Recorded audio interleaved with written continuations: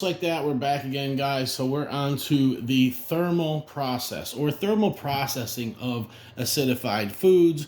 This chapter talks about the science behind the factors and everything that's involved in thermal processing and what you're wanting to do. If you see, I have something highlighted here, and this is from when I was, underlying and I was taking some sort of notes.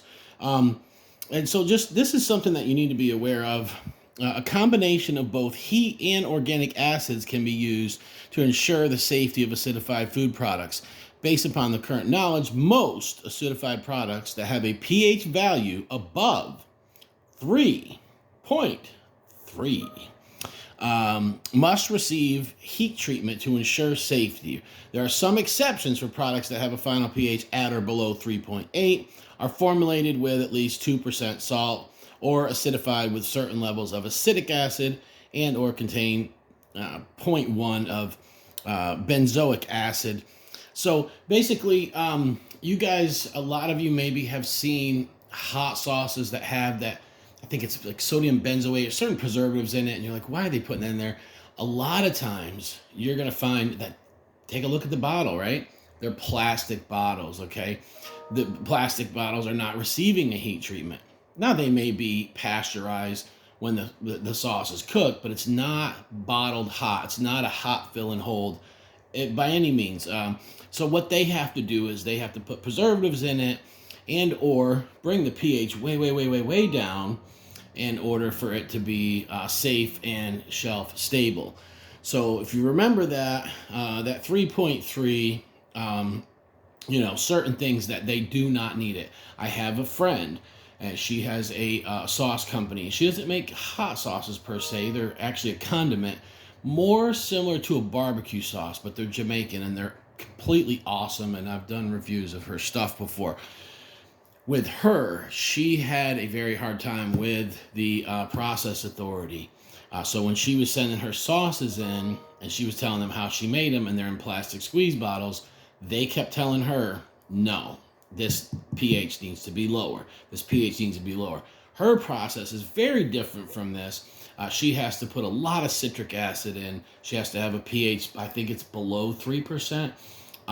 And she has to cook her sauce, quick chill it. It has to be chilled for 24 hours. And then she has to take it out of the cooler, right? This isn't a commercial kitchen. I've been there with her and seen. But then she has to take it out and then she has to let it sit until it's room temperature before she can bottle it up. So there is a lot behind this. But when you're into the thermal processing here in this chapter, you're going to talk about heat and acid, thermal processing, what it is, what it does, what it kills, bacterial cells, and you're just going to go through this. And this is fairly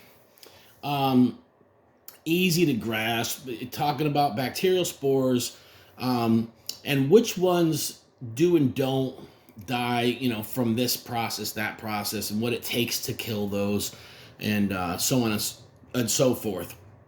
You're going to learn about pH. You're going to learn about the log reduction, yeast and molds. It's going to go through the whole thing. This can get a little bit intimidating for some when you get to this.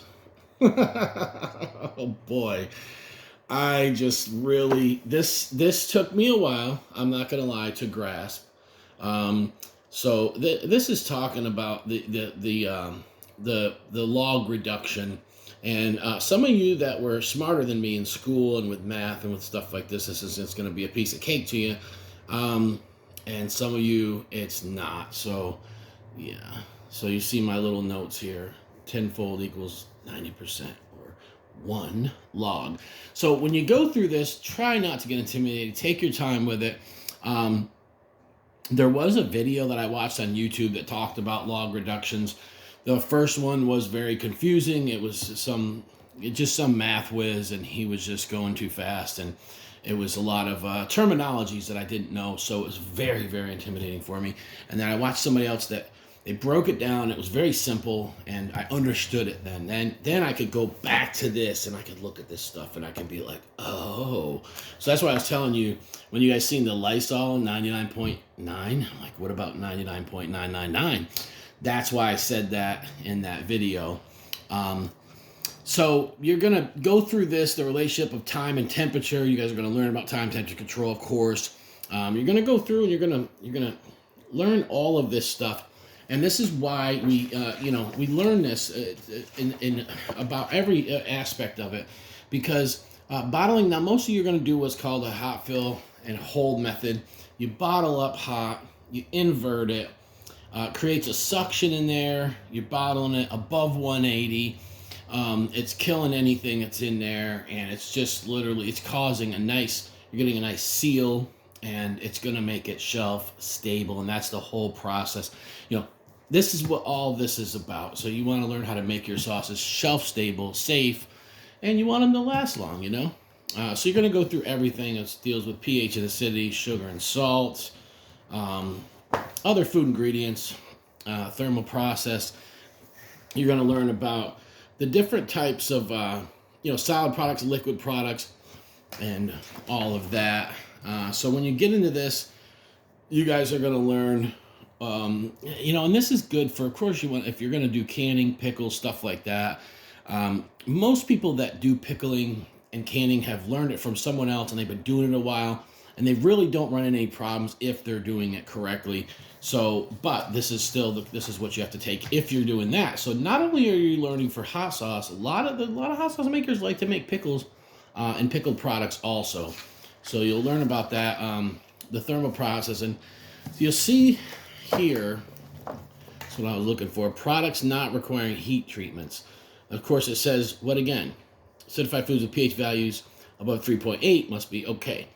I would say no matter what, if you're above 3.3 like they require, I think 3.3 is recommended, 3.8 is the cutoff.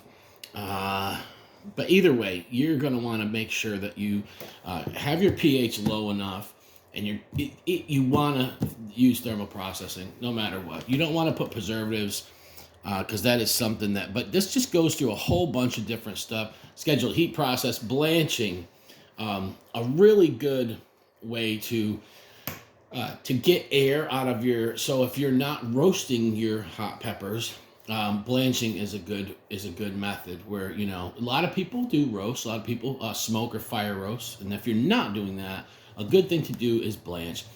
Blanching, it gets any air pockets, anything out of there, and it just starts the process. You're killing bacteria already by blanching. So, and you're going to go through, they have a whole, section on blanching, hot fill and hold.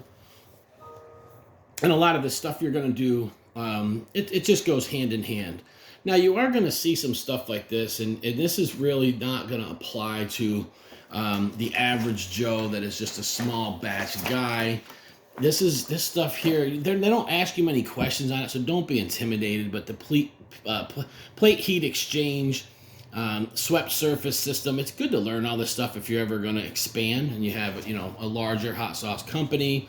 But this stuff is really not going to apply to most of you guys. Most of you guys are going to make it. I do know a sauce maker out of North Carolina that she actually uses metal tops, and they have that rubber on the inside, almost like a baby food jar, or like a lot of jars of pickles and stuff like that.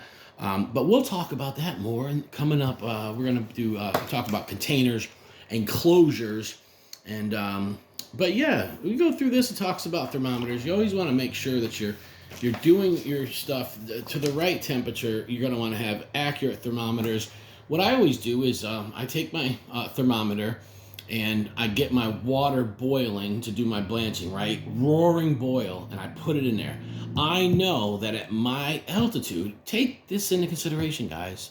Make sure you know your altitude, because when I lived at the coast, that water boiling would be, was it 212, I believe? 212 roaring boil. And here it's between 210.5 and 211, okay? That's what it's not going to, your thermometer's not going to go any higher than that because of the elevation. So make sure you're keen to that. You always want to use a good thermometer or a thermocouple. And this talks about different digital ones, the bimetallic stems, infrared. You don't want to use infrared for this kind of stuff. You want to use either the probe, bimetallic or the thermocouple. And also, time. You want to make sure you have something that just, I use the same timer that I use for when I do spicy challenges. So just want to talk quick on the thermal process. This is just, guys, once again, we want you to learn all this stuff, and it's not as intimidating. I'm gonna be honest. I had a guy that had took this and failed miserably at it, and he told me it was so hard, and he had to have help and all this other stuff. And him telling me that, I was really intimidated.